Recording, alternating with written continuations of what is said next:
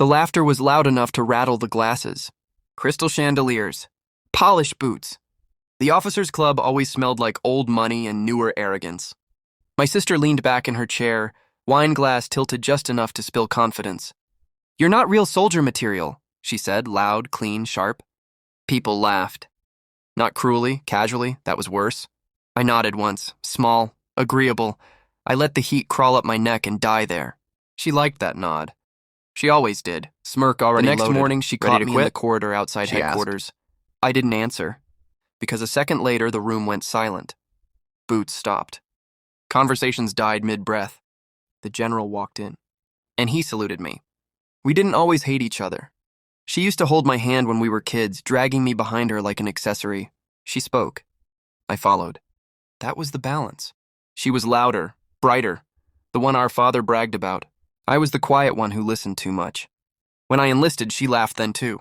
"You won't last," she said. "You're not built for it." I believed her longer than I should have. But belief is a habit, and habits can be broken. We grew older. She married well. I stayed away. The distance kept things polite. Smiles at holidays, thin praise, subtle comparisons. She climbed socially. I disappeared into training, deployments, rooms where silence mattered more than applause. She never asked what I did. She assumed. That was her mistake. The first crack showed up as a joke. At a family dinner, she mentioned a classified operation I hadn't told anyone about, not even her husband. I smiled, asked where she'd heard that. She waved it off. You know, people talk. They don't, not about that. Then came the second crack. A casual comment about a transfer order that hadn't been announced yet. Then a third, names, dates, movements. Patterns form when you stop looking away. I didn't confront her. I watched. Late nights on her phone. Sudden interest in my schedule. Questions wrapped in concern. I gave her crumbs. False ones. And I waited. The evidence didn't explode. It accumulated. A forwarded message. A deleted call log that wasn't deleted well enough. A familiar insignia reflected on her laptop screen one night when she thought I wasn't paying attention. She wasn't just mocking me. She was using me, feeding information to someone who paid well and cared little who bled for it. The betrayal didn't hurt because she was family. It hurt because she thought I was stupid. I didn't rage. I didn't cry. I didn't warn her. I planned. I tightened my routines. Changed codes. Reported nothing yet. I let her keep thinking she was ahead. I fed her information that mattered just enough to be tempting and wrong enough to be traceable. I documented everything. Times, access points, reactions. I looped in exactly 2 people. Both senior. Both quiet. Both men who understood patience better than anger. They asked me once if I was sure. I said yes. After that, they followed my lead. We built the case slowly, cleanly, no shortcuts. No drama, just facts stacked like ammunition. I kept smiling at her jokes. Let her laugh louder at the club. Let her feel safe. Safety makes people sloppy. The night before the end, she called me. "You know," she said, "I always knew you'd wash out." I could hear the smile in her voice.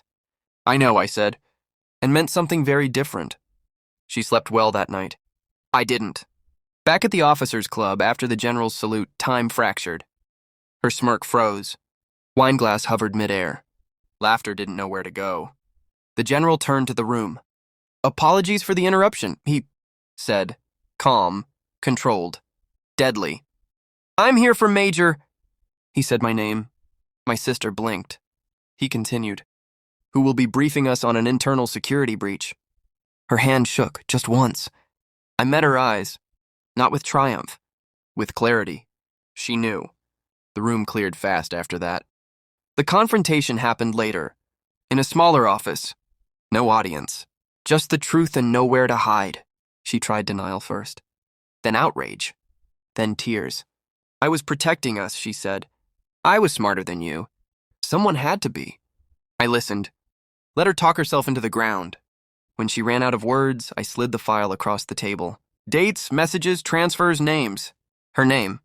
The general stood behind me, silent. She looked at me then like she was seeing a stranger. "When did you..." "I noticed when you laughed," I said. "You always laugh when you think you've won." She reached for me. I stepped back. That was the last time we spoke as siblings.